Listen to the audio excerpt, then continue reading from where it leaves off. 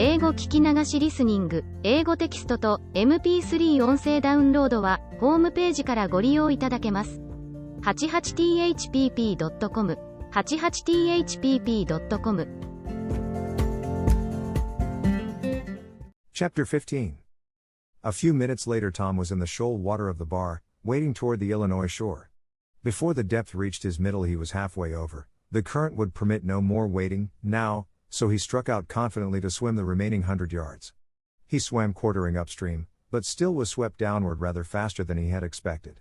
However, he reached the shore finally, and drifted along till he found a low place and drew himself out.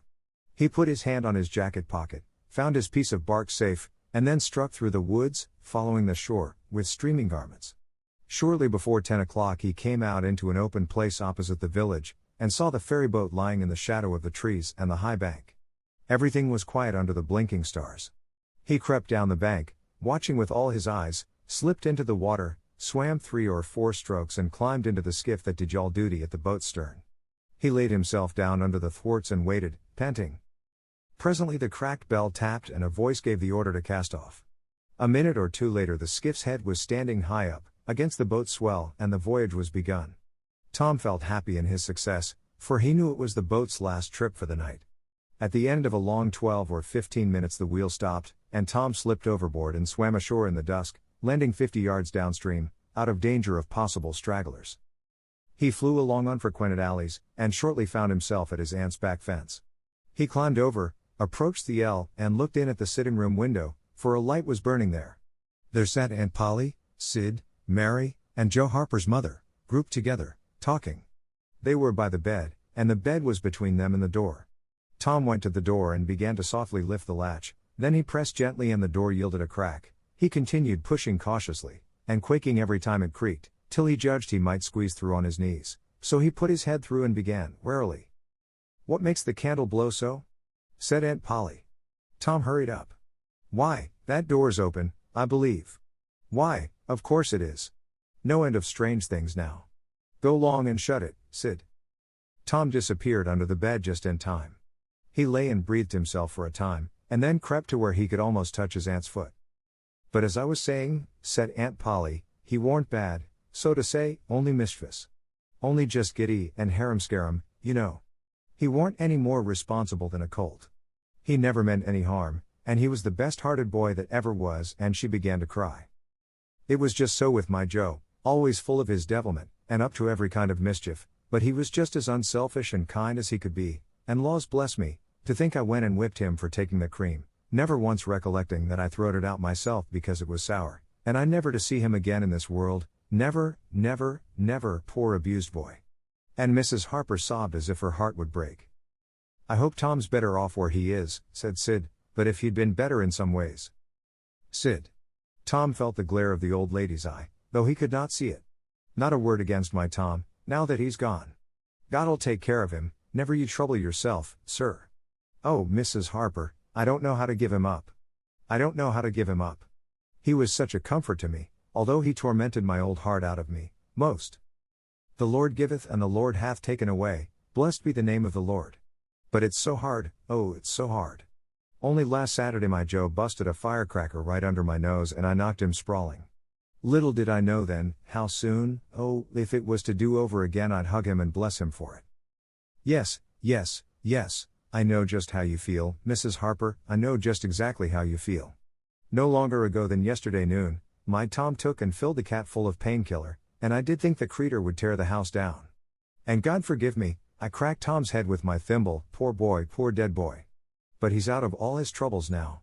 And the last words I ever heard him say was to reproach."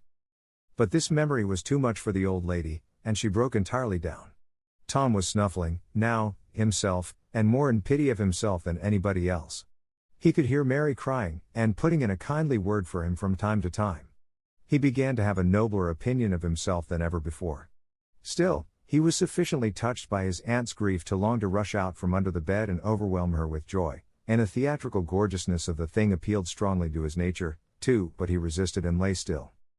He went on listening, and gathered by odds and ends that it was conjectured at first that the boys had got drowned while taking a swim, then the small raft had been missed, next, certain boys said the missing lads had promised that the village should hear something soon. The wise heads had put this and that together and decided that the lads had gone off on that raft and would turn up at the next town below, presently, but toward noon the raft had been found, lodged against the Missouri shore some 5 or 6 miles below the village, and then hope perished. They must be drowned, else hunger would have driven them home by nightfall if not sooner. It was believed that the search for the bodies had been a fruitless effort merely because the drowning must have occurred in mid-channel, since the boys, being good swimmers, would otherwise have escaped to shore. This was Wednesday night. If the bodies continued missing until Sunday, all hope would be given over, and the funerals would be preached on that morning. Tom shuddered.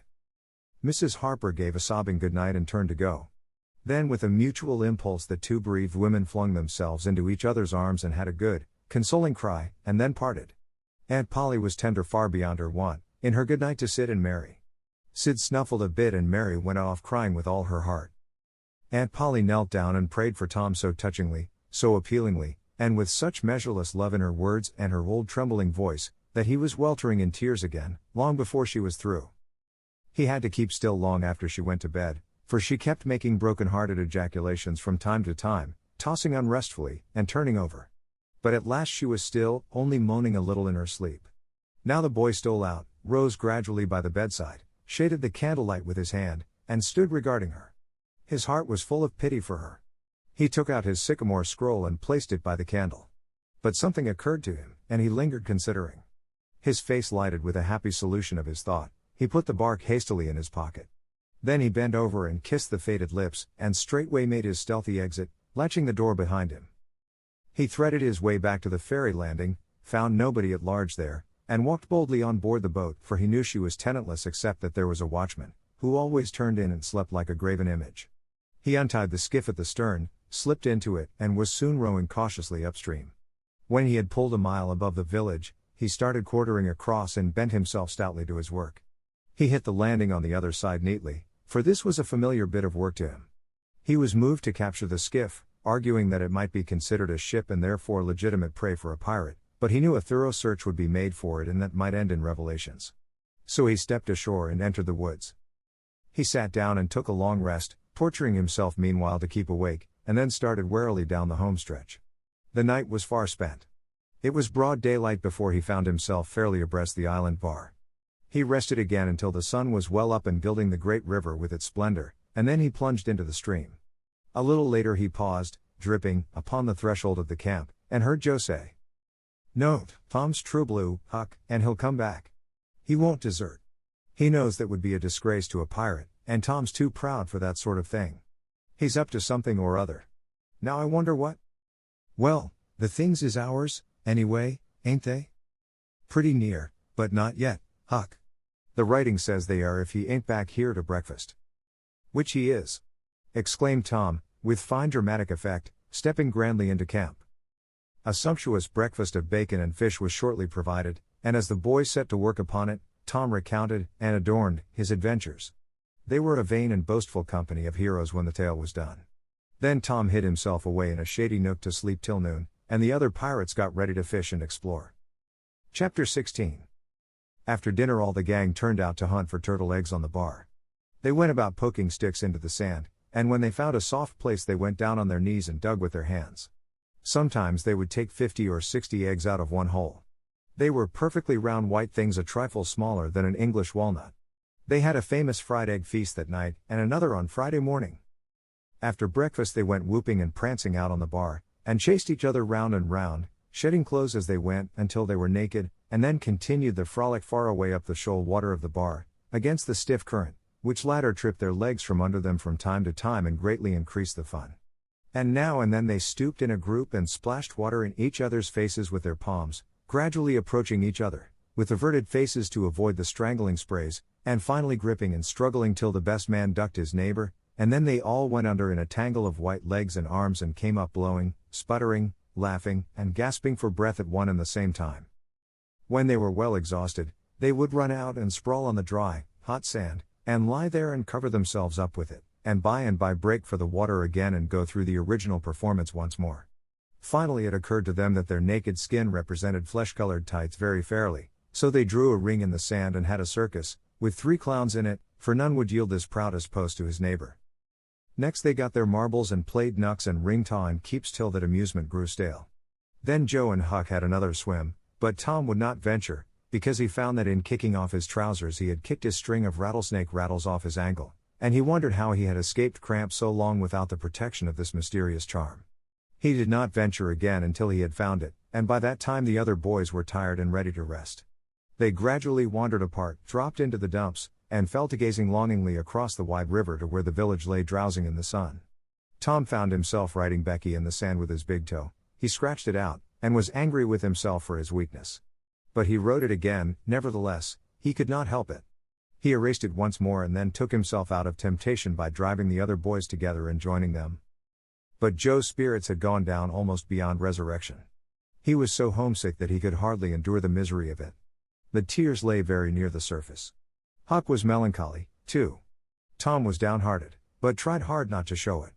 He had a secret which he was not ready to tell, yet, but if this mutinous depression was not broken up soon, he would have to bring it out. He said, with a great show of cheerfulness. "I bet there's been pirates on this island before, boys. We'll explore it again. They've hid treasures here somewhere. How'd you feel to light on a rotten chest full of gold and silver, hey?" But it roused only faint enthusiasm, which faded out with no reply. Tom tried one or two other seductions, but they failed, too. It was discouraging work. Joe sat poking up the sand with a stick and looking very gloomy. Finally he said, "Oh, boys, let's give it up. I want to go home. It's so lonesome." "Oh no, Joe, you'll feel better by and by," said Tom. "Just think of the fishing that's here." "I don't care for fishing. I want to go home." "But, Joe, there ain't such another swimming place anywhere. Swimming's no good. I don't seem to care for it, somehow, when there ain't anybody to say I shan't go in. I mean to go home." "Oh, shucks. Baby. You want to see your mother, I reckon." "Yes, I do want to see my mother, and you would, too, if you had one. I ain't any more baby than you are." And Joe snuffled a little. "Well, we'll let the crybaby go home to his mother, won't we, Huck? Poor thing, does it want to see its mother? And so it shall. You like it here, don't you, Huck? We'll stay, won't we?" Huck said, "Why yes," without any heart in it. "I'll never speak to you again as long as I live," said Joe, rising. "There now." And he moved moodily away and began to dress himself. "Who cares?" said Tom. "Nobody wants you to. Go long home and get laughed at. Oh, you're a nice pirate. Huck and me ain't crybabies. We'll stay, won't we, Huck? Let him go if he wants to. I reckon we can get along without him, perhaps." But Tom was uneasy, nevertheless, and was alarmed to see Joe go sullenly on with his dressing. And then it was discomforting to see Huck eyeing Joe's preparations so wistfully, and keeping up such an ominous silence. Presently, without a parting word, Joe began to wade off toward the Illinois shore. Tom's heart began to sink. He glanced at Huck. Huck could not bear the look, and dropped his eyes. Then he said, "I want to go, too, Tom. It was getting so lonesome anyway, and now it'll be worse. Let's us go, too, Tom." "I won't. You can all go, if you want to. I mean to stay." "Tom, I better go." "Well, go long, who's hindering you?" Huck began to pick up his scattered clothes. He said, "Tom, I wished you'd come, too. Now you think it over. We'll wait for you when we get to shore." "Well, you'll wait a blame long time, that's all." Huck started sorrowfully away, and Tom stood looking after him, with a strong desire tugging at his heart to yield his pride and go along too. He hoped the boys would stop, but they still waded slowly on. It suddenly dawned on Tom that it was become very lonely and still. He made one final struggle with his pride, and then darted after his comrades, yelling, "Wait! Wait! I want to tell you something." They presently stopped and turned around. When he got to where they were, he began unfolding his secret, and they listened moodily till at last they saw the point he was driving at, and then they set up a war whoop of applause and said it was splendid. And said if he had told them at first, they wouldn't have started away. He made a plausible excuse, but his real reason had been the fear that not even the secret would keep them with him any very great length of time, and so he had meant to hold it in reserve as a last seduction. The lads came gaily back and went at their sports again with a will, chattering all the time about Tom's stupendous plan and admiring the genius of it. After a dainty egg and fish dinner, Tom said he wanted to learn to smoke, now. Joe caught at the idea and said he would like to try, too. So Huck made pipes and filled them. These novices had never smoked anything before but cigars made of grapevine, and they bit the tongue, and were not considered manly anyway. Now they stretched themselves out on their elbows and began to puff, charily, and with slender confidence. The smoke had an unpleasant taste, and they gagged a little, but Tom said, "Why, it's just as easy. If I'd 'a knowed this was all, I'd 'a learnt long ago." "So would I," said Joe. "It's just nothing.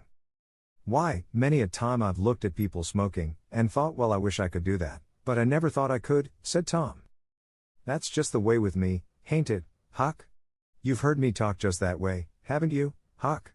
I'll leave it to Huck if I haven't." "Yes, heaps of times," said Huck. "Well, I have too," said Tom. "Oh, hundreds of times. Once down by the slaughterhouse. Don't you remember, Huck? Bob Tanner was there, and Johnny Miller, and Jeff Thatcher, when I said it. Don't you remember, Huck, 'bout me saying that?" "Yes, that's so," said Huck. "That was the day after I lost a white alley." "No, 'twas the day before." "There, I told you so," said Tom. "Huck recollects it." "I believe I could smoke this pipe all day," said Joe. "I don't feel sick." "Neither do I," said Tom. "I could smoke it all day. But I bet you Jeff Thatcher couldn't." "Jeff Thatcher? Why, he'd keel over just with 2 draws. Just let him try it once. He'd see." "I bet he would. And Johnny Miller, I wish could see Johnny Miller tackle it once." "Oh, don't I?" said Joe. "Why, I bet you Johnny Miller couldn't any more do this than nothing. Just one little snifter would fetch him." "'Deed it would, Joe.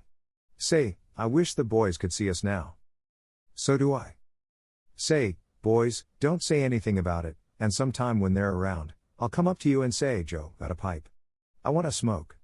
And you'll say, kind of careless like, as if it warn't anything, you'll say, 'Yes, I got my old pipe, and another one, but my tobacco ain't very good.'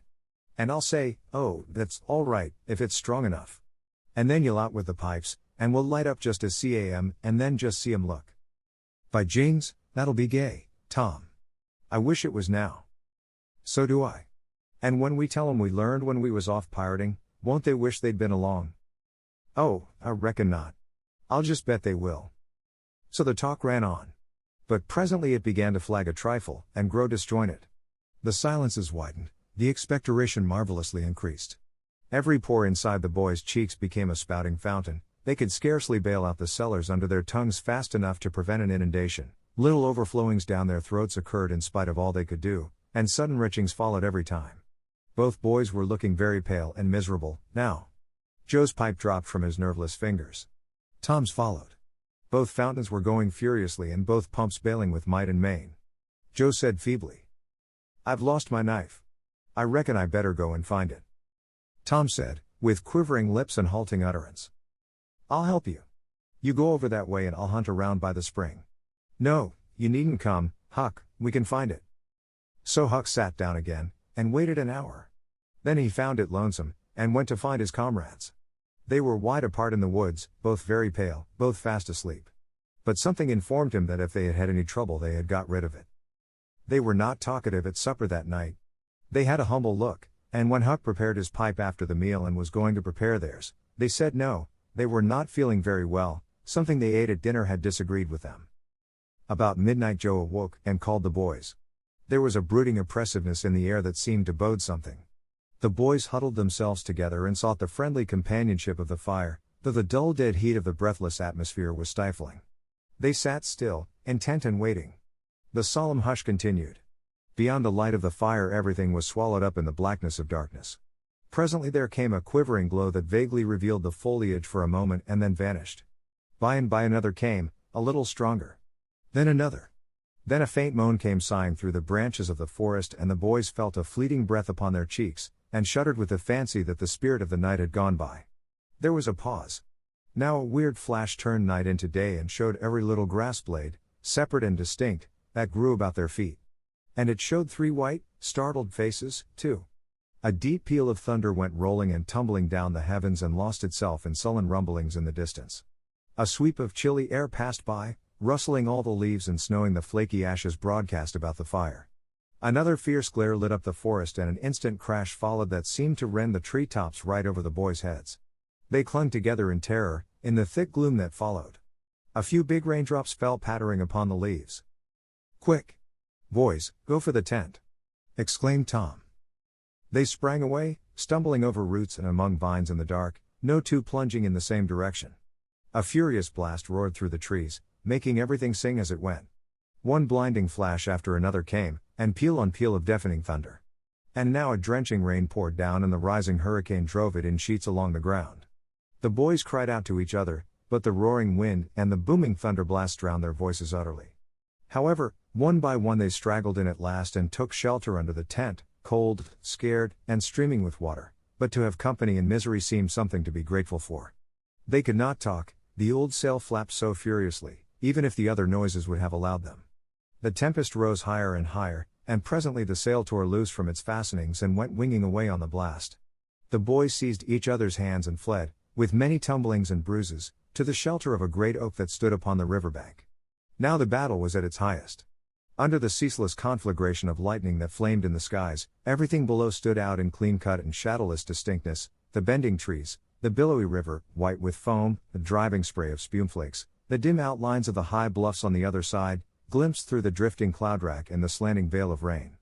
Every little while some giant tree yielded the fight and fell crashing through the younger growth, and the unflagging thunder peals came now in ear-splitting explosive bursts, keen and sharp, and unspeakably appalling. The storm culminated in one matchless effort that seemed likely to tear the island to pieces, burn it up, drown it to the treetops, blow it away, and deafen every creature in it, all at one and the same moment. It was a wild night for homeless young heads to be out in. But at last the battle was done, and the forces retired with weaker and weaker threatenings and grumblings, and peace resumed her sway.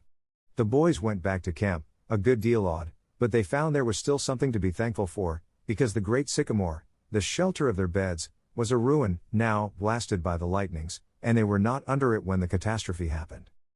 Everything in camp was drenched, the campfire as well, for they were but heedless lads, like their generation, and had made no provision against rain.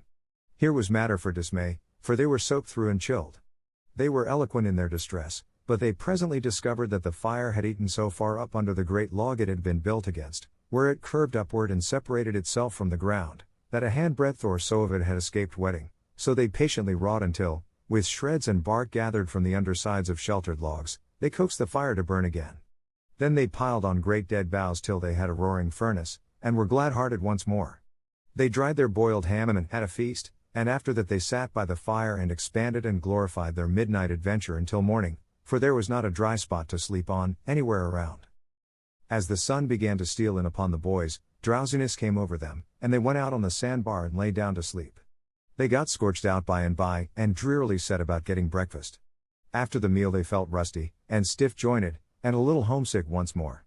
Tom saw the signs, and fell to cheering up the pirates as well as he could. But they cared nothing for marbles, or circus, or swimming, or anything. He reminded them of the imposing secret, and raised a ray of cheer. While it lasted, he got them interested in a new device.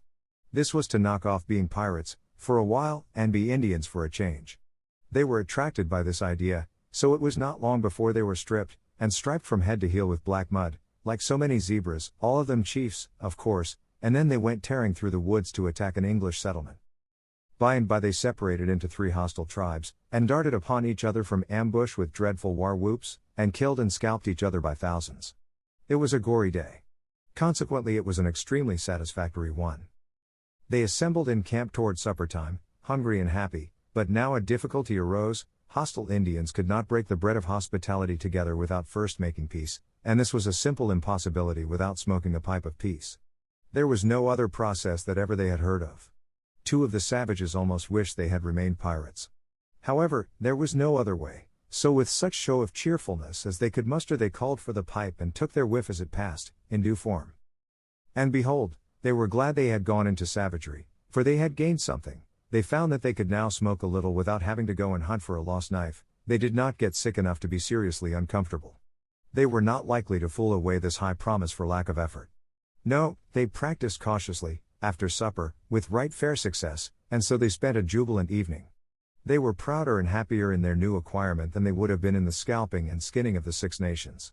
We will leave them to smoke and chatter and brag, since we have no further use for them at present.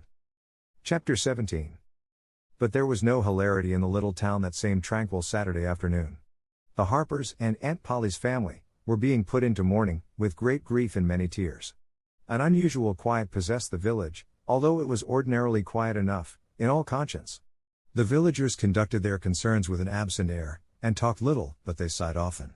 The Saturday holiday seemed a burden to the children. They had no heart in their sports, and gradually gave them up. In the afternoon Becky Thatcher found herself moping about the deserted schoolhouse yard, and feeling very melancholy. But she found nothing there to comfort her. She soliloquized. "Oh, if I only had a brass andiron knob again. But I haven't got anything now to remember him by." And she choked back a little sob. Presently she stopped, and said to herself, "It was right here.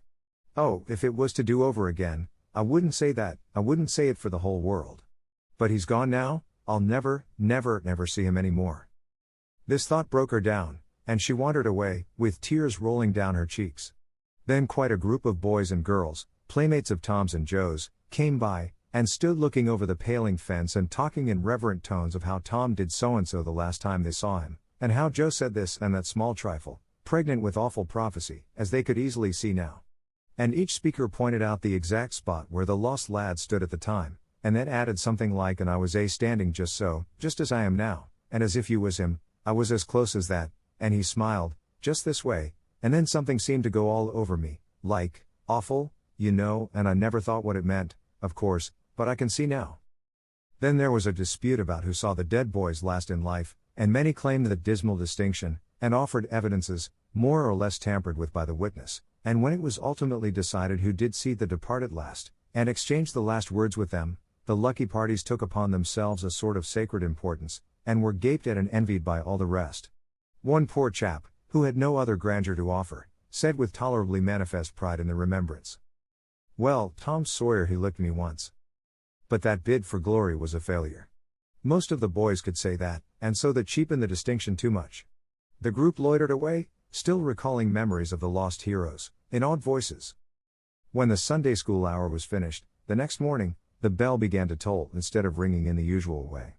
It was a very still Sabbath, and the mournful sound seemed in keeping with the musing hush that lay upon nature. The villagers began to gather, loitering a moment in the vestibule to converse in whispers about the sad event. But there was no whispering in the house, only the funereal rustling of dresses as the women gathered to their seats disturbed the silence there. None could remember when the little church had been so full before. There was finally a waiting pause, an expectant dumbness, and then Aunt Polly entered, followed by Sid and Mary, and they by the Harper family, all in deep black, and the whole congregation, the old minister as well, rose reverently and stood until the mourners were seated in the front pew. There was another communing silence, broken at intervals by muffled sobs, and then the minister spread his hands abroad and prayed. A moving hymn was sung, and the text followed, "I am the resurrection and the life." As the service proceeded, the clergyman drew such pictures of the graces, the winning ways, and the rare promise of the lost lads that every soul there, thinking he recognized these pictures, felt a pang in remembering that he had persistently blinded himself to them always before, and had as persistently seen only faults and flaws in the poor boys. The minister related many a touching incident in the lives of the departed, too, which illustrated their sweet, generous natures, and the people could easily see, now, how noble and beautiful those episodes were, and remembered with grief that at the time they occurred they had seemed rank rascalities, well deserving of the cowhide. The congregation became more and more moved, as the pathetic tale went on, till at last the whole company broke down and joined the weeping mourners in a chorus of anguished sobs, the preacher himself giving way to his feelings, and crying in the pulpit.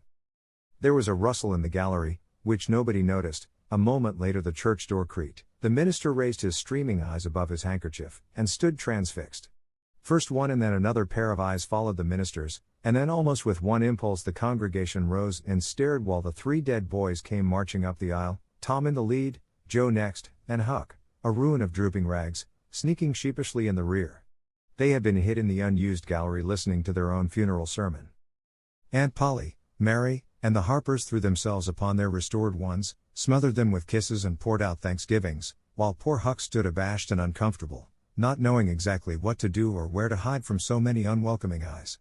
He wavered, and started to slink away, but Tom seized him and said, "Aunt Polly, it ain't fair. Somebody's got to be glad to see Huck. And so they shall. I'm glad to see him, poor motherless thing." And the loving attentions Aunt Polly lavished upon him were the one thing capable of making him more uncomfortable than he was before. Suddenly the minister shouted at the top of his voice, "Praise God from whom all blessings flow, sing. And put your hearts in it." And they did. Old Hundred swelled up with a triumphant burst, and while it shook the rafters, Tom Sawyer the pirate looked around upon the envying juveniles about him and confessed in his heart that this was the proudest moment of his life. As the souled congregation trooped out, they said they would almost be willing to be made ridiculous again to hear Old Hundred sung like that once more. Tom got more cuffs and kisses that day, according to Aunt Polly's varying moods, than he had earned before in a year, and he hardly knew which expressed the most gratefulness to God and affection for himself. Chapter 18. That was Tom's great secret, the scheme to return home with his brother pirates and attend their own funerals. They had paddled over to the Missouri shore on a log, at dusk on Saturday, landing 5 or 6 miles below the village. They had slept in the woods at the edge of the town till nearly daylight, and had then crept through back lanes and alleys and finished their sleep in the gallery of the church among a chaos of invalided benches. At breakfast, Monday morning, Aunt Polly and Mary were very loving to Tom, and very attentive to his wants. There was an unusual amount of talk. In the course of it, Aunt Polly said, "Well, I don't say it wasn't a fine joke, Tom, to keep everybody suffering most a week so you boys had a good time, but it is a pity you could be so hard-hearted as to let me suffer so. If you could come over on a log to go to your funeral, you could have come over and give me a hint some way that you weren't dead, but only run off." "Yes, you could have done that, Tom," said Mary, "and I believe you would if you had thought of it." "Would you, Tom?" said Aunt Polly, her face lighting wistfully. "Say, now, would you, if you thought of it?" Well, I don't know. 'Twould spoiled everything." "Tom, I hope you loved me that much," said Aunt Polly, with a grieved tone that discomforted the boy. "It would have been something if you'd cared enough to think of it, even if you didn't do it." "Now, Auntie, that ain't any harm," pleaded Mary. "It's only Tom's giddy way. He is always in such a rush that he never thinks of anything. More's the pity. Sid would have thought. And Sid would have come and done it, too. Tom, you'll look back, some day, when it's too late, and wish you'd cared a little more for me when it would have cost you so little." "Now, Auntie, you know I do care for you," said Tom. "I'd know it better if you acted more like it." "I wish now I'd thought," said Tom, with a repentant tone, "but I dreamt about you, anyway. That's something, ain't it?" "It ain't much, a cat does that much, but it's better than nothing. What did you dream?" "Why, Wednesday night I dreamt that you was sitting over there by the bed, and Sid was sitting by the woodbox, and Mary next to him." "Well, so we did.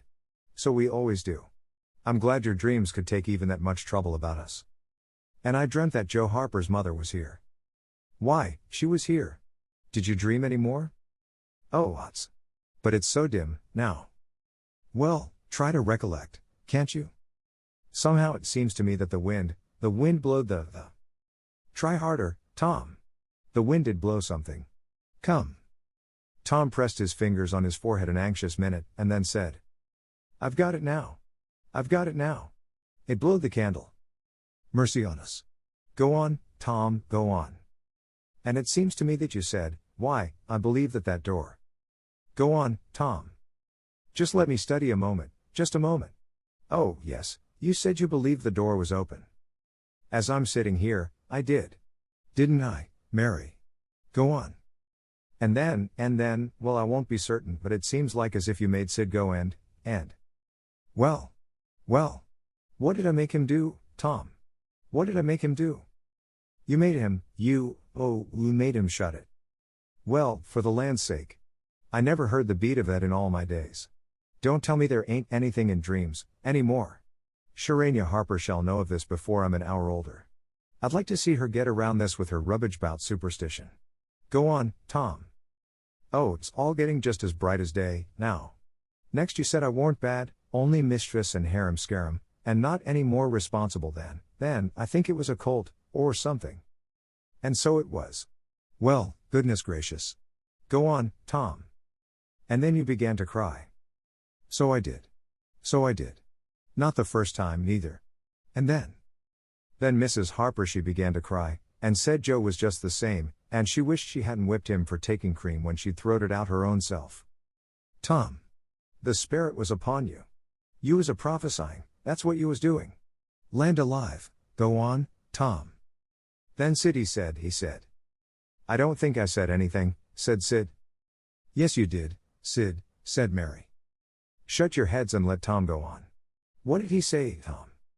He said, I think he said he hoped I was better off where I was gone too, but if I'd been better sometimes. There, do you hear that? It was his very words. And you shut him up sharp. I did. There must a been an angel there. There was an angel there, somewheres. And Mrs. Harper told about Joe scaring her with a firecracker, and you told about Peter and the painkiller. Just as true as I live. And then there was a whole lot of talk about dragging the river for us, and about having the funeral Sunday, and then you and old Miss Harper hugged and cried, and she went. It happened just so. It happened just so, as sure as I'm sitting in these very tracks. Tom, you couldn't told it more like if you'd seen it. And then what? Go on, Tom. Then I thought you prayed for me, and I could see you and hear every word you said. And you went to bed, and I was so sorry that I took and wrote on a piece of sycamore bark, we ain't dead, we are only off being pirates, and put it on the table by the candle, and then you looked so good, laying there asleep, that I thought I went and leaned over and kissed you on the lips. Did you, Tom, did you? I just forgive you everything for that. And she seized the boy in a crushing embrace that made him feel like the guiltiest of villains.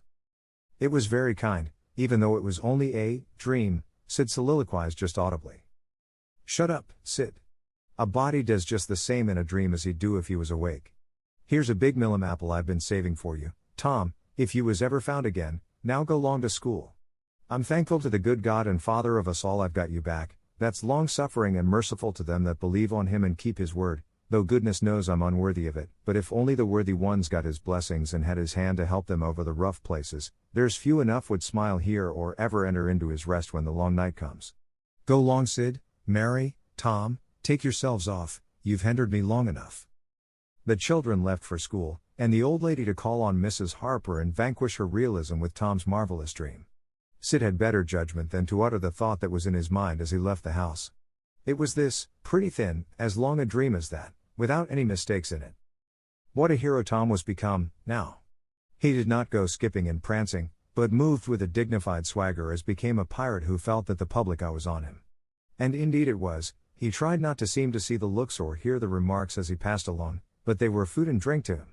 Smaller boys than himself flocked at his heels, as proud to be seen with him, and tolerated by him, as if he had been the drummer at the head of a procession or the elephant leading a menagerie into town. Boys of his own size pretended not to know he had been away at all, but they were consuming with envy, nevertheless.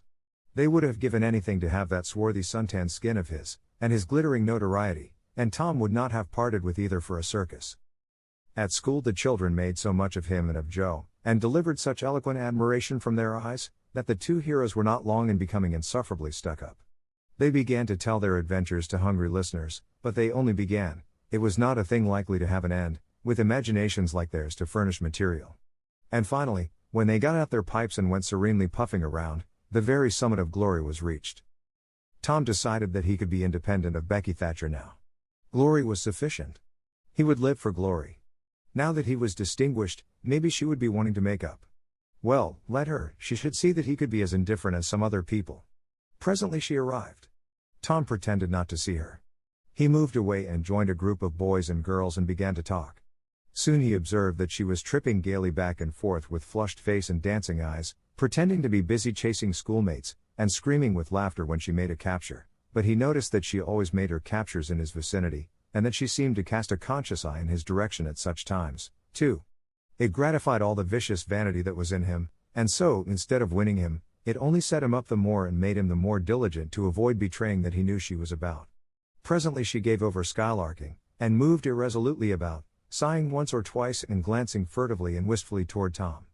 Then she observed that now Tom was talking more particularly to Amy Lawrence than to anyone else. She felt a sharp pang and grew disturbed and uneasy at once. She tried to go away, but her feet were treacherous, and carried her to the group instead. She said to a girl almost at Tom's elbow, with sham vivacity, "Why, Mary Austin. You bad girl, why didn't you come to Sunday school?" "I did come, didn't you see me?" "Why, no. Did you? Where did you sit?" "I was in Miss Peters' class, where I always go. I saw you." "Did you? Why, it's funny I didn't see you. I wanted to tell you about the picnic." "Oh, that's jolly. Who's going to give it?" "My ma's going to let me have one." "Oh, goody, I hope she'll let me come." "Well, she will. The picnic's for me. She'll let anybody come that I want, and I want you. That's ever so nice. When is it going to be? By and by. Maybe about vacation. Oh, won't it be fun? You going to have all the girls and boys? Yes, everyone that's friends to me, or wants to be, and she glanced ever so furtively at Tom, but he talked right along to Amy Lawrence about the terrible storm on the island, and how the lightning tore the great sycamore tree all to flinders while he was standing within 3 feet of it. Oh, come, said Grace Miller. Yes. And me? Said Sally Rogers. Yes. And me, too? Said Susie Harper. And Joe?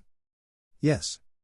And so on, with clapping of joyful hands till all the group had begged for invitations but Tom and Amy. Then Tom turned coolly away, still talking, and took Amy with him. Becky's lips trembled and the tears came to her eyes. She hid these signs with a forced gaiety and went on chattering, but the life had gone out of the picnic, now, and out of everything else. She got away as soon as she could and hid herself and had what her sex call a good cry. Then she sat moody, with wounded pride, till the bell rang. She roused up, now, with a vindictive cast in her eye, and gave her plaited tails a shake and said she knew what she'd do. At recess Tom continued his flirtation with Amy with jubilant self-satisfaction. And he kept drifting about to find Becky and lacerate her with the performance. At last he spied her, but there was a sudden falling of his mercury. She was sitting cozily on a little bench behind the schoolhouse looking at a picture book with Alfred Temple, and so absorbed were they, and their heads so close together over the book, that they did not seem to be conscious of anything in the world besides. Jealousy ran red-hot through Tom's veins. He began to hate himself for throwing away the chance Becky had offered for a reconciliation. He called himself a fool, and all the hard names he could think of. He wanted to cry with vexation. Amy chatted happily along as they walked, for her heart was singing, but Tom's tongue had lost its function. He did not hear what Amy was saying, and whenever she paused expectantly he could only stammer an awkward assent, which was as often misplaced as otherwise. He kept drifting to the rear of the schoolhouse, again and again, to sear his eyeballs with the hateful spectacle there. He could not help it. And it maddened him to see, as he thought he saw, that Becky Thatcher never once suspected that he was even in the land of the living. But she did see, nevertheless, and she knew she was winning her fight, too, and was glad to see him suffer as she had suffered. Amy's happy prattle became intolerable. Tom hinted at things he had to attend to, things that must be done, and time was fleeting. But in vain, the girl chirped on. Tom thought, oh, hang her, ain't I ever going to get rid of her? At last he must be attending to those things, and she said artlessly that she would be around when school let out. And he hastened away, hating her for it. Any other boy. Tom thought, grating his teeth. Any boy in the whole town but that St. Louis smarty that thinks he dresses so fine in his aristocracy. Oh, all right, I licked you the first day you ever saw this town, mister, and I'll lick you again. You just wait till I catch you out. I'll just take Ann. And he went through the motions of thrashing an imaginary boy, pummeling the air, and kicking and gouging. Oh, you do you? You holler enough, do you? Now, then, let that learn you. And so the imaginary flogging was finished to his satisfaction. Tom fled home at noon. His conscience could not endure any more of Amy's grateful happiness, and his jealousy could bear no more of the other distress. Becky resumed her picture inspections with Alfred, but as the minutes dragged along and no Tom came to suffer, her triumph began to cloud and she lost interest. Gravity and absent-mindedness followed, and then melancholy. 2 or 3 times she pricked up her ear at a footstep, but it was a false hope, no Tom came. At last she grew entirely miserable and wished she hadn't carried it so far. When poor Alfred, seeing that he was losing her, he did not know how, kept exclaiming, oh, here's a jolly one. Look at this. She lost patience at last, and said, oh, don't bother me. I don't care for them. And burst into tears, and got up and walked away. Alfred dropped alongside and was going to try to comfort her, but she said, go away and leave me alone, can't you? I hate you. So the boy halted, wondering what he could have done, for she had said she would look at pictures all through the nooning, and she walked on, crying. Then Alfred went musing into the deserted schoolhouse. He was humiliated and angry. He easily guessed his way to the truth. The girl had simply made a convenience of him to vent her spite upon Tom Sawyer. He was far from hating Tom the less when this thought occurred to him. He wished there was some way to get that boy into trouble without much risk to himself. Tom's spelling book fell under his eye. Here was his opportunity. He gratefully opened to the lesson for the afternoon and poured ink upon the page. Becky, glancing in at a window behind him at the moment, saw the act, and moved on, without discovering herself. She started homeward, now, intending to find Tom and tell him. Tom would be thankful and their troubles would be healed. Before she was halfway home, however, she had changed her mind. The thought of Tom's treatment of her when she was talking about her picnic came scorching back and filled her with shame. She resolved to let him get whipped on the damaged spelling books account, and to hate him forever, into the bargain. Chapter 19. Tom arrived at home in a dreary mood, and the first thing his aunt said to him showed him that he had brought his sorrows to an unpromising market. "Tom, I've a notion to skin you alive." "Auntie, what have I done?" "Well, you've done enough.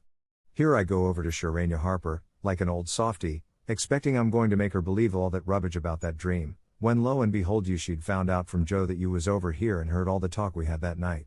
Tom, I don't know what is to become of a boy that will act like that. It makes me feel so bad to think you could let me go to Sharanya Harper and make such a fool of myself and never say a word." This was a new aspect of the thing. His smartness of the morning had seemed to Tom a good joke before, and very ingenious. It merely looked mean and shabby now. He hung his head and could not think of anything to say for a moment. Then he said, "Auntie, I wish I hadn't done it, but I didn't think." "Oh, child, you never think. You never think of anything but your own selfishness. You could think to come all the way over here from Jackson's Island in the night to laugh at our troubles, and you could think to fool me with a lie about a dream, but you couldn't ever think to pity us and save us from sorrow." "Auntie, I know now it was mean, but I didn't mean to be mean. I didn't, honest. And besides, I didn't come over here to laugh at you that night." "What did you come for, then?" "It was to tell you not to be uneasy about us, because we hadn't got drowned." Tom, I would be the thankfulest soul in this world if I could believe you ever had as good a thought as that, but you know you never did, and I know it, Tom." Indeed I did, Auntie, I wish I may never stir if I didn't." "Oh, Tom, don't lie, don't do it. It only makes things 100 times worse." "It ain't a lie, Auntie. It's the truth. I wanted to keep you from grieving, that was all that made me come. I'd give the whole world to believe that, it would cover up a power of sins, Tom. I'd most be glad you'd run off and acted so bad. But it ain't reasonable, because, why didn't you tell me, child?" "Why, you see, when you got to talking about the funeral, I just got all full of the idea of our coming and hiding in the church, and I couldn't somehow bear to spoil it. So I just put the bark back in my pocket and kept mum." "What bark?" "The bark I had wrote on to tell you we'd gone pirating. I wish, now, you waked up when I kissed you, I do, honest." The hard lines in his aunt's face relaxed and a sudden tenderness dawned in her eyes. "Did you kiss me, Tom?" "Why, yes, I did." "Are you sure you did, Tom?" "Why, yes, I did, Auntie, certain sure." "What did you kiss me for, Tom?" "Because I loved you so, and you laid there moaning and I was so sorry." The words sounded like truth. The old lady could not hide a tremor in her voice when she said, "Kiss me again, Tom. And be off with you to school, now, and don't bother me any more." The moment he was gone, she ran to a closet and got out the ruin of a jacket which Tom had gone pirating in.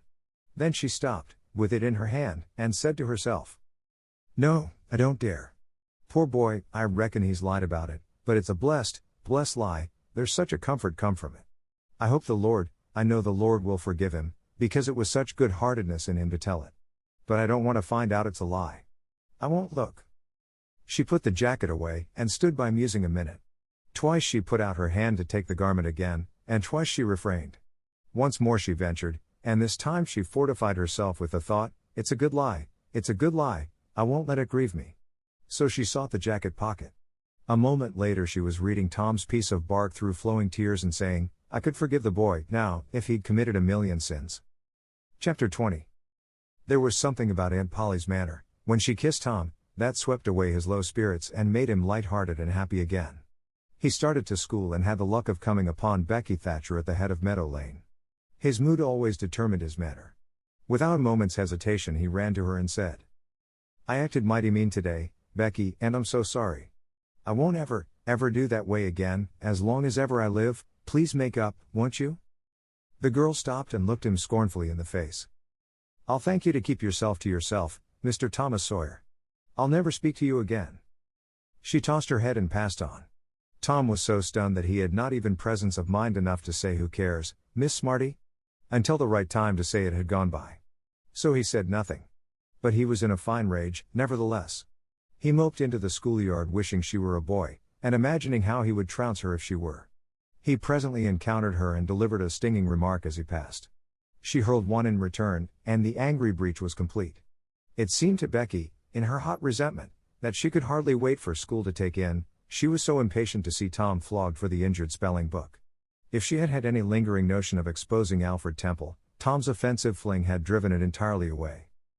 Poor girl, she did not know how fast she was nearing trouble herself.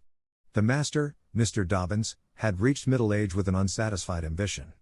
The darling of his desires was to be a doctor, but poverty had decreed that he should be nothing higher than a village schoolmaster.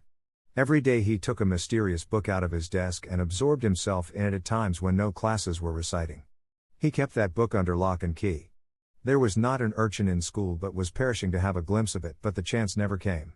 Every boy and girl had a theory about the nature of that book, but no two theories were alike, and there was no way of getting at the facts in the case. Now, as Becky was passing by the desk, which stood near the door, she noticed that the key was in the lock. It was a precious moment. She glanced around, found herself alone, and the next instant she had the book in her hands.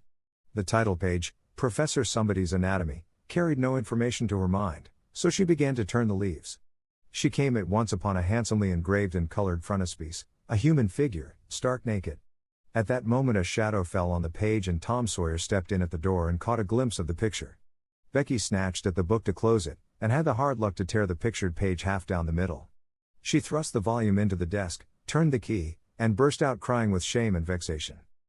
Tom Sawyer, you are just as mean as you can be, to sneak up on a person and look at what they're looking at. How could I know you was looking at anything?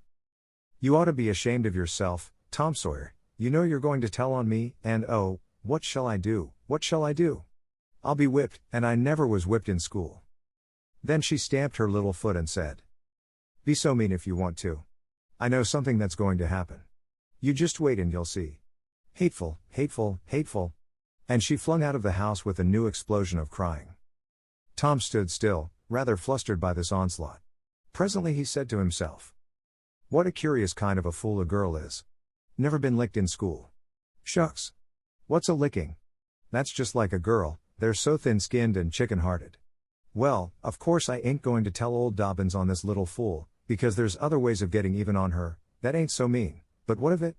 Old Dobbins will ask who it was tore his book. Nobody'll answer.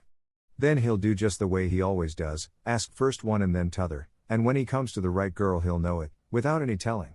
Girls' faces always tell on them. They ain't got any backbone. She'll get licked. Well, it's a kind of a tight place for Becky Thatcher, because there ain't any way out of it. Tom conned the thing a moment longer, and then added, All right, though, she'd like to see me in just such a fix, let her sweat it out.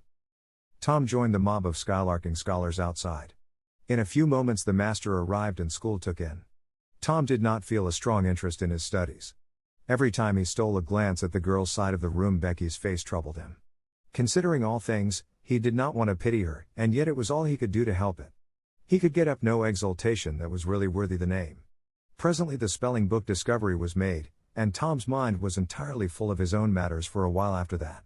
Becky roused up from her lethargy of distress and showed good interest in the proceedings. She did not expect that Tom could get out of his trouble by denying that he spilt the ink on the book himself, and she was right. The denial only seemed to make the thing worse for Tom. Becky supposed she would be glad of that, and she tried to believe she was glad of it, but she found she was not certain. When the worst came to the worst, she had an impulse to get up and tell on Alfred Temple, but she made an effort and forced herself to keep still, because, said she to herself, he'll tell about me tearing the picture sure. I wouldn't say a word, not to save his life. Tom took his whipping and went back to his seat not at all broken-hearted, for he thought it was possible that he had unknowingly upset the ink on the spelling book himself. In some skylarking bout, he had denied it for form's sake and because it was custom, and had stuck to the denial from principle. A whole hour drifted by, the master sat nodding in his throne, the air was drowsy with the hum of study. By and by, Mr. Dobbins straightened himself up, yawned, then unlocked his desk, and reached for his book, but seemed undecided whether to take it out or leave it. Most of the pupils glanced up languidly, but there were two among them that watched his movements with intent eyes. Mr. Dobbins fingered his book absently for a while, then took it out and settled himself in his chair to read. Tom shot a glance at Becky. He had seen a hunted and helpless rabbit look as she did, with a gun leveled at its head. Instantly he forgot his quarrel with her. Quick, something must be done. Done in a flash, too. But the very imminence of the emergency paralyzed his invention. Good. He had an inspiration. He would run and snatch the book, spring through the door and fly. But his resolution shook for one little instant and the chance was lost. The master opened the volume. If Tom only had the wasted opportunity back again. Too late. There was no help for Becky now, he said. The next moment the master faced the school. Every eye sank under his gaze. There was that in it which smote even the innocent with fear. There was silence while one might count 10, the master was gathering his wrath. Then he spoke, "Who tore this book?" There was not a sound. One could have heard a pin drop. The stillness continued, the master searched face after face for signs of guilt. "Benjamin Rogers, did you tear this book?" A denial. Another pause. "Joseph Harper, did you?" Another denial. Tom's uneasiness grew more and more intense under the slow torture of these proceedings. The master scanned the ranks of boys, considered a while, then turned to the girls. "Amy Lawrence?" A shake of the head. "Gracie Miller?" The same sign. "Susan Harper, did you do this?" Another negative. The next girl was Becky Thatcher. Tom was trembling from head to foot with excitement and a sense of the hopelessness of the situation. "Rebecca Thatcher." Tom glanced at her face, it was white with terror. "Did you tear?" "No, look me in the face." Her hands rose in appeal. "Did you tear this book?" A thought shot like lightning through Tom's brain. He sprang to his feet and shouted, "I done it." The school stared in perplexity at this incredible folly. Tom stood a moment, to gather his dismembered faculties, and when he stepped forward to go to his punishment, the surprise, the gratitude, the adoration that shone upon him out of poor Becky's eyes seemed pay enough for 100 floggings. Inspired by the splendor of his own act, he took without an outcry the most merciless flaying that even Mr. Dobbins had ever administered, and also received with indifference the added cruelty of a command to remain 2 hours after school should be dismissed, for he knew who would wait for him outside till his captivity was done, and not count the tedious time as loss, either. Tom went to bed that night planning vengeance against Alfred Temple, for with shame and repentance Becky had told him all, not forgetting her own treachery. But even the longing for vengeance had to give way, soon, to pleasanter musings, and he fell asleep at last with Becky's latest words lingering dreamily in his ear. "Tom, how could you be so noble?" Chapter 21. Vacation was approaching. The schoolmaster, always severe, grew severer and more exacting than ever, for he wanted the school to make a good showing on examination day. His rod and his ferule were seldom idle now, at least among the smaller pupils. Only the biggest boys, and young ladies of 18 and 20, escaped lashing. Mr. Dobbins' lashings were very vigorous ones, too, for although he carried, under his wig, a perfectly bald and shiny head, he had only reached middle age, and there was no sign of feebleness in his muscle. As the great day approached, all the tyranny that was in him came to the surface. He seemed to take a vindictive pleasure in punishing the least shortcomings. The consequence was, that the smaller boys spent their days in terror and suffering and their nights in plotting revenge. They threw away no opportunity to do the master a mischief. But he kept ahead all the time. The retribution that followed every vengeful success was so sweeping and majestic that the boys always retired from the field badly worsted. At last they conspired together and hit upon a plan that promised a dazzling victory.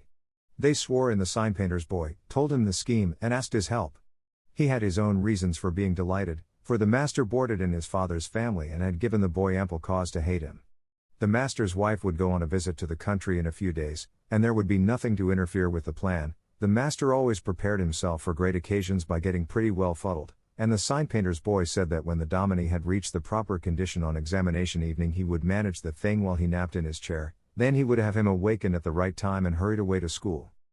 In the fullness of time the interesting occasion arrived. At 8 in the evening the schoolhouse was brilliantly lighted, and adorned with wreaths and festoons of foliage and flowers. The master sat throned in his great chair upon a raised platform, with his blackboard behind him. He was looking tolerably mellow. 3 rows of benches on each side and 6 rows in front of him were occupied by the dignitaries of the town and by the parents of the pupils. To his left, back of the rows of citizens, was a spacious temporary platform upon which were seated the scholars who were to take part in the exercises of the evening, rows of small boys, washed and dressed to an intolerable state of discomfort, rows of gawky big boys, snowbanks of girls and young ladies clad in lawn and muslin and conspicuously conscious of their bare arms, their grandmother's ancient trinkets, their bits of pink and blue ribbon and the flowers in their hair. All the rest of the house was filled with non-participating scholars. The exercises began. A very little boy stood up and sheepishly recited, "You'd scarce expect one of my age to speak in public on the stage," etc., accompanying himself with the painfully exact and spasmodic gestures which a machine might have used, supposing the machine to be a trifle out of order. But he got through safely, though cruelly scared, and got a fine round of applause when he made his manufactured bow and retired. A little shamefaced girl lisped, "Mary had a little lamb," etc., performed a compassion-inspiring curtsy, got her meed of applause, and sat down flushed and happy. Tom Sawyer stepped forward with conceited confidence and soared into the unquenchable and indestructible "Give me liberty or give me death" speech, with fine fury and frantic gesticulation, and broke down in the middle of it. A ghastly stage fright seized him, his legs quaked under him and he was like to choke. True, he had the manifest sympathy of the house, but he had the house's silence, too, which was even worse than its sympathy. The master frowned, and this completed the disaster. Tom struggled a while and then retired, utterly defeated. There was a weak attempt at applause, but it died early. The boy stood on the burning deck followed, also the Assyrian came down, and other declamatory gems. Then there were reading exercises, and a spelling fight. The meager Latin class recited with honor. The prime feature of the evening was in order, now, original compositions by the young ladies. Each in her turn stepped forward to the edge of the platform, cleared her throat, held up her manuscript, tied with dainty ribbon, and proceeded to read, with labored attention to expression and punctuation. The themes were the same that had been illuminated upon similar occasions by their mothers before them, their grandmothers, and doubtless all their ancestors in the female line clear back to the Crusades. Friendship was one, memories of other days, religion in history, dreamland, the advantages of culture, forms of political government compared and contrasted, melancholy, filial love, heart longings, etc., etc. A prevalent feature in these compositions was a nursed and petted melancholy, another was a wasteful and opulent gush of fine language, another was a tendency to lug in by the ears particularly prized words and phrases until they were worn entirely out, and a peculiarity that conspicuously marked and marred them was the inveterate and intolerable sermon that wagged its crippled tail at the end of each and every one of them. No matter what the subject might be, a brain-racking effort was made to squirm it in some aspect or other that the moral and religious mind could contemplate with edification. The glaring insincerity of these sermons was not sufficient to compass the banishment of the fashion from the schools, and it is not sufficient today, it never will be sufficient while the world stands, perhaps.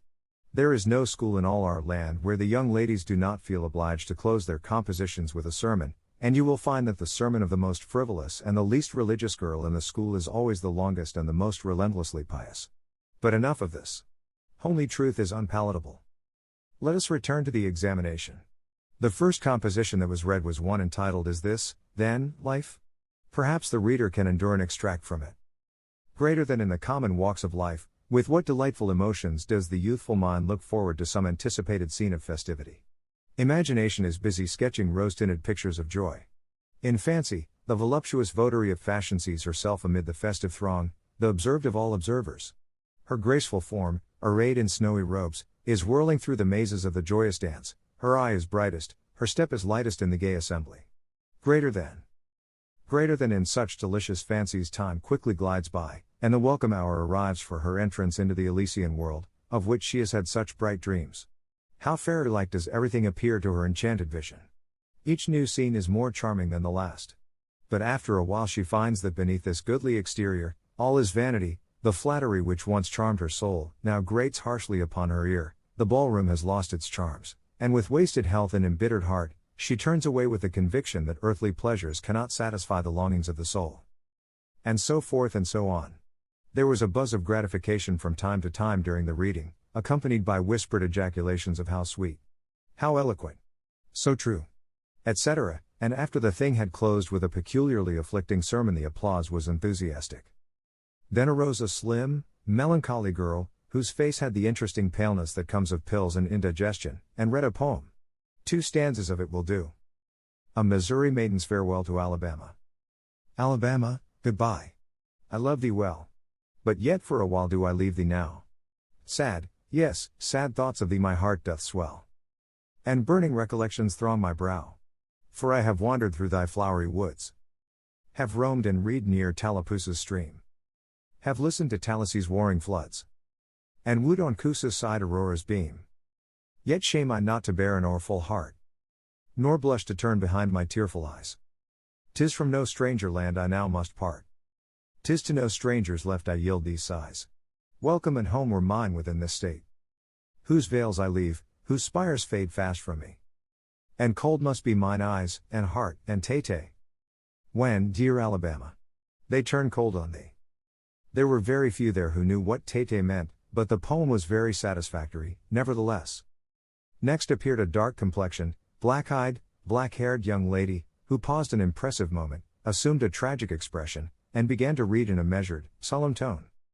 Greater than a vision. Greater than dark and tempestuous was night. Around the throne on high not a single star quivered, but the deep intonations of the heavy thunder constantly vibrated upon the ear, whilst the terrific lightning reveled in angry mood through the cloudy chambers of heaven, seeming to scorn the power exerted over its terror by the illustrious Franklin. Even the boisterous winds unanimously came forth from their mystic homes, and blustered about as if to enhance by their aid the wildness of the scene. Greater than at such a time, so dark, so dreary, for human sympathy my very spirit sighed, but instead thereof. Greater than my dearest friend, my counselor, my comforter and guide, my joy in grief, my second bliss in joy, came to my side. She moved like one of those bright beings pictured in the sunny walks of fancy's Eden by the romantic and young, a queen of beauty unadorned save by her own transcendent loveliness. So soft was her step, it failed to make even a sound, and but for the magical thrill imparted by her genial touch, as other unobtrusive beauties, she would have glided away unperceived, unsought. A strange sadness rested upon her features, like icy tears upon the robe of December, as she pointed to the contending elements without, and bade me contemplate the two beings presented. This nightmare occupied some 10 pages of manuscript, and wound up with a sermon so destructive of all hope to non-Presbyterians that it took the first prize. This composition was considered to be the very finest effort of the evening. The mayor of the village, in delivering the prize to the author of it, made a warm speech in which he said that it was by far the most eloquent thing he had ever listened to, and that Daniel Webster himself might well be proud of it. It may be remarked, in passing, that the number of compositions in which the word beauteous was overfondled, and human experience referred to as life's page, was up to the usual average. Now the master, mellow almost to the verge of geniality, put his chair aside, turned his back to the audience, and began to draw a map of America on the blackboard, to exercise the geography class upon. But he made a sad business of it with his unsteady hand, and a smothered titter rippled over the house. He knew what the matter was, and set himself to write it. He sponged out lines and remade them, but he only distorted them more than ever, and the tittering was more pronounced. He threw his entire attention upon his work, now, as if determined not to be put down by the mirth.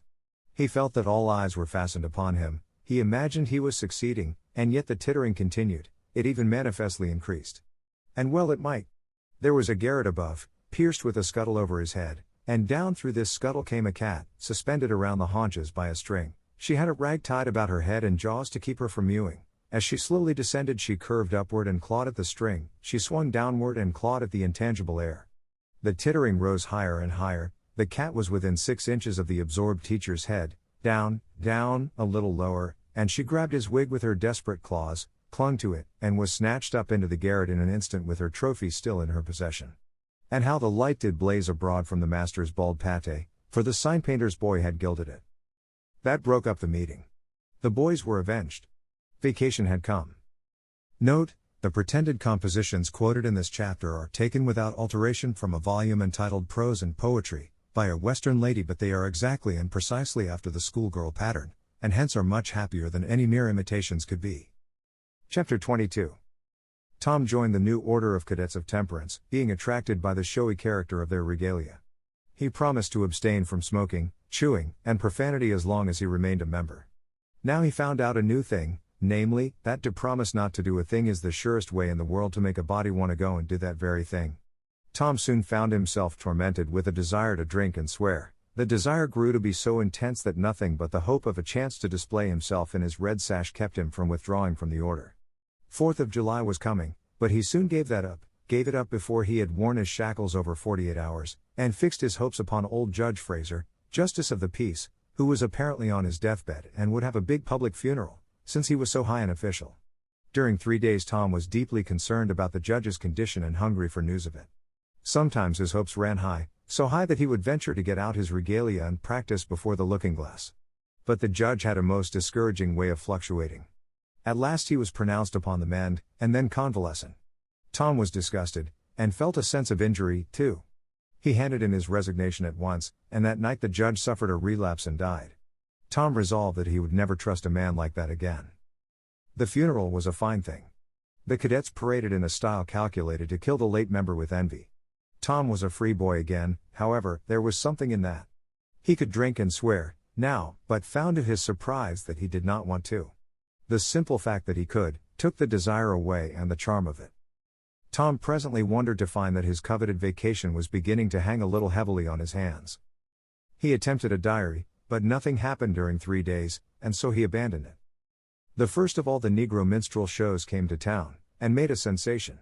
Tom and Joe Harper got up a band of performers and were happy for 2 days. Even the glorious 4th was in some sense a failure, for it rained hard, there was no procession in consequence, and the greatest man in the world, as Tom supposed, Mr. Benton, an actual United States Senator, proved an overwhelming disappointment, for he was not 25 feet high, nor even anywhere in the neighborhood of it. A circus came. The boys played circus for 3 days afterward in tents made of rag carpeting, admission, 3 pins for boys, 2 for girls, and then circusing was abandoned. A phrenologist and a mesmerizer came, and went again and left the village duller and drearier than ever. There were some boys and girls' parties, but they were so few and so delightful that they only made the aching voids between ache the harder. Becky Thatcher was gone to her Constantinople home to stay with her parents during vacation, so there was no bright side to life anywhere.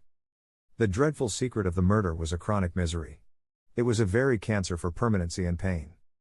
Then came the measles. During 2 long weeks Tom lay a prisoner, dead to the world and its happenings. He was very ill, he was interested in nothing. When he got upon his feet at last and moved feebly downtown, a melancholy change had come over everything and every creature. There had been a revival, and everybody had got religion, not only the adults, but even the boys and girls. Tom went about, hoping against hope for the sight of one blessed sinful face, but disappointment crossed him everywhere. He found Joe Harper studying a Testament, and turned sadly away from the depressing spectacle. He sought Ben Rogers, and found him visiting the poor with a basket of tracts. He hunted up Jim Hollis, who called his attention to the precious blessing of his late measles as a warning. Every boy he encountered added another ton to his depression, and when, in desperation, he flew for refuge at last to the bosom of Huckleberry Finn and was received with a scriptural quotation, his heart broke and he crept home and to bed realizing that he alone of all the town was lost, forever and forever. And that night there came on a terrific storm, with driving rain, awful claps of thunder and blinding sheets of lightning. He covered his head with the bedclothes and waited in a horror of suspense for his doom, for he had not the shadow of a doubt that all this hubbub was about him. He believed he had taxed the forbearance of the powers above to the extremity of endurance and that this was the result. It might have seemed to him a waste of pomp and ammunition to kill a bug with a battery of artillery, but there seemed nothing incongruous about the getting up such an expensive thunderstorm as this to knock the turf from under an insect like himself. By and by the tempest spent itself and died without accomplishing its object. The boy's first impulse was to be grateful and reform. His second was to wait, for there might not be any more storms. The next day the doctors were back. Tom had relapsed. The 3 weeks he spent on his back this time seemed an entire age. When he got abroad at last he was hardly grateful that he had been spared, remembering how lonely was his estate, how companionless and forlorn he was.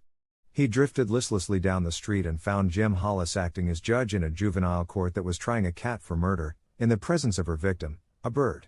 He found Joe Harper and Huck Finn up an alley eating a stolen melon. Poor lads. They, like Tom, had suffered a relapse. Chapter 23. At last the sleepy atmosphere was stirred, and vigorously, the murder trial came on in the court. It became the absorbing topic of village talk immediately. Tom could not get away from it.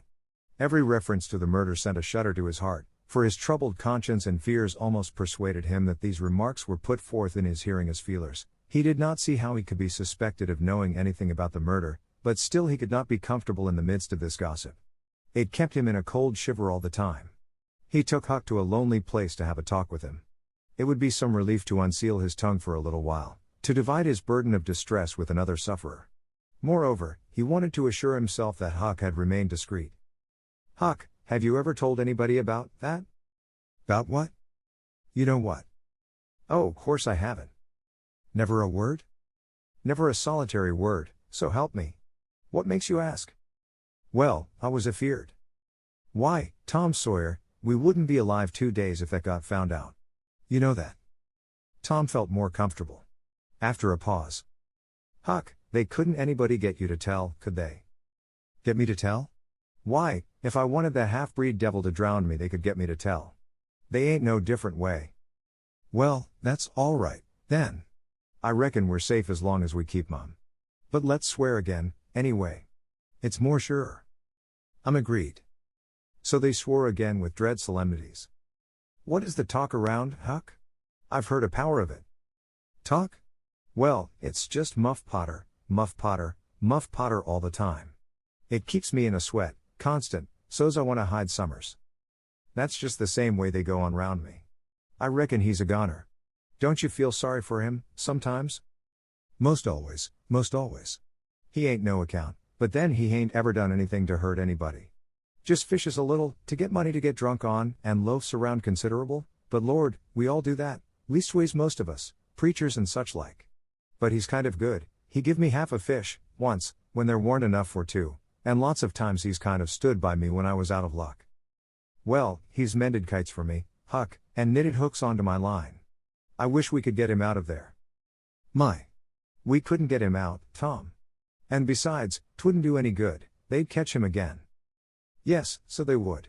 But I hate to hear him abuse him so like the Dickens when he never done that. I do too, Tom.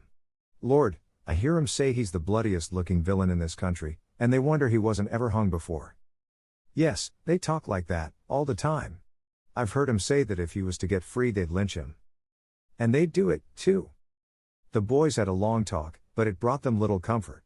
As the twilight drew on, they found themselves hanging about the neighborhood of the little isolated jail, perhaps with an undefined hope that something would happen that might clear away their difficulties.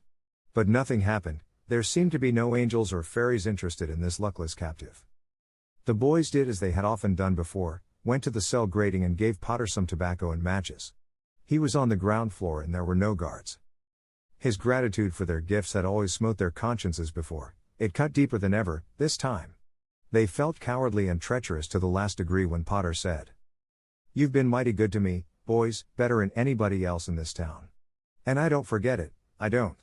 Often I says to myself, says I used to mend all the boys' kites and things, and show 'em where the good fishin' places was, and befriend 'em what I could, and now they've all forgot old Muff when he's in trouble, but Tom don't, and Huck don't, they don't forget him, says I, and I don't forget them. Well, boys, I done an awful thing, drunk and crazy at the time, that's the only way I account for it, and now I got to swing for it, and it's right. Right, and best, too, I reckon, hope so, anyway. Well, we won't talk about that. I don't want to make you feel bad, you've befriended me. But what I want to say, is, don't you ever get drunk, then you won't ever get here.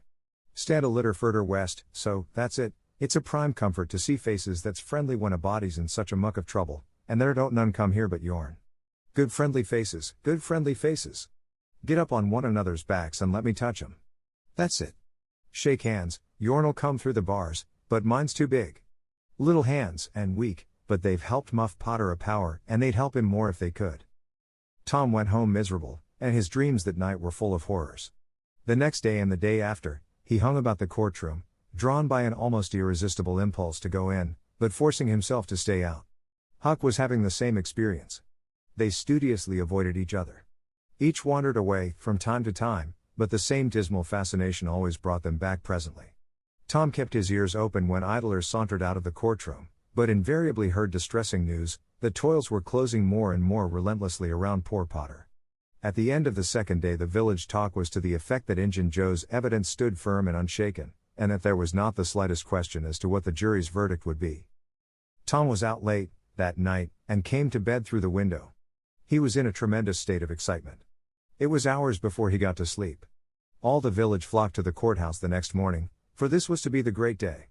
Both sexes were about equally represented in the packed audience. After a long wait the jury filed in and took their places. Shortly afterward, Potter, pale and haggard, timid and hopeless, was brought in, with chains upon him, and seated where all the curious eyes could stare at him. No less conspicuous was Injun Joe, stolid as ever. There was another pause, and then the judge arrived and the sheriff proclaimed the opening of the court. The usual whisperings among the lawyers and gathering together of papers followed. These details and accompanying delays worked up an atmosphere of preparation that was as impressive as it was fascinating. Now a witness was called who testified that he found Muff Potter washing in the brook, at an early hour of the morning that the murder was discovered, and that he immediately sneaked away. After some further questioning, counsel for the prosecution said, "Take the witness." The prisoner raised his eyes for a moment, but dropped them again when his own counsel said, "I have no questions to ask him." The next witness proved the finding of the knife near the corpse. Counsel for the prosecution said, "Take the witness." "I have no questions to ask him," Potter's lawyer replied. A third witness swore he had often seen the knife in Potter's possession. "Take the witness." Counsel for Potter declined to question him. The faces of the audience began to betray annoyance. Did this attorney mean to throw away his client's life without an effort? Several witnesses deposed concerning Potter's guilty behavior when brought to the scene of the murder. They were allowed to leave the stand without being cross-questioned. Every detail of the damaging circumstances that occurred in the graveyard upon that morning, which all present remembered so well, was brought out by credible witnesses, but none of them were cross-examined by Potter's lawyer. The perplexity and dissatisfaction of the House expressed itself in murmurs and provoked a reproof from the bench. Counsel for the prosecution now said, "By the oaths of citizens whose simple word is above suspicion, we have fastened this awful crime, beyond all possibility of question, upon the unhappy prisoner at the bar. We rest our case here." A groan escaped from poor Potter, and he put his face in his hands and rocked his body softly to and fro, while a painful silence reigned in the courtroom. Many men were moved, and many women's compassion testified itself in tears. Counsel for the defense rose and said, "Your Honor, in our remarks at the opening of this trial, we foreshadowed our purpose to prove that our client did this fearful deed while under the influence of a blind and irresponsible delirium produced by drink. We have changed our mind. We shall not offer that plea." Then to the clerk, "Call Thomas Sawyer." A puzzled amazement awoke in every face in the house, not even excepting Potter's. Every eye fastened itself with wondering interest upon Tom as he rose and took his place upon the stand. The boy looked wild enough, for he was badly scared. The oath was administered. "Thomas Sawyer, where were you on the 17th of June, about the hour of midnight?" Tom glanced at Injun Joe's iron face and his tongue failed him. The audience listened breathless, but the words refused to come. After a few moments, however, the boy got a little of his strength back, and managed to put enough of it into his voice to make part of the house hear. "In the graveyard." "A little bit louder, please." "Don't be afraid." "You were in the graveyard." A contemptuous smile flitted across Injun Joe's face. "Were you anywhere near Horse William's grave?" "Yes, sir." "Speak up, just a trifle louder." "How near were you?" "Near as I am to you." "Were you hidden, or not?" "I was hid." "Where?" "Behind the elms that's on the edge of the grave." Injun Joe gave a barely perceptible start. "Anyone with you?" "Yes, sir. I went there with." Wait a moment. Never mind mentioning your companion's name. We will produce him at the proper time. Did you carry anything there with you?" Tom hesitated and looked confused. "Speak out, my boy, don't be diffident. The truth is always respectable. What did you take there?" "Only a dead cat." There was a ripple of mirth, which the court checked. "We will produce the skeleton of that cat. Now, my boy, tell us everything that occurred, tell it in your own way, don't skip anything, and don't be afraid." Tom began, hesitatingly at first, but as he warmed to his subject his words flowed more and more easily. In a little while every sound ceased but his own voice, every eye fixed itself upon him. With parted lips and bated breath the audience hung upon his words, taking no note of time, wrapped in the ghastly fascinations of the tale. The strain upon pen emotion reached its climax when the boy said, "And as the doctor fetched the board around and Muff Potter fell, Injun Joe jumped with the knife and..." Crash! Quick as lightning the half-breed sprang for a window, tore his way through all opposers, and was gone. 英語聞き流しリスニング、英語テキストと MP3 音声ダウンロードはホームページからご利用いただけます。88thpp.com、88thpp.com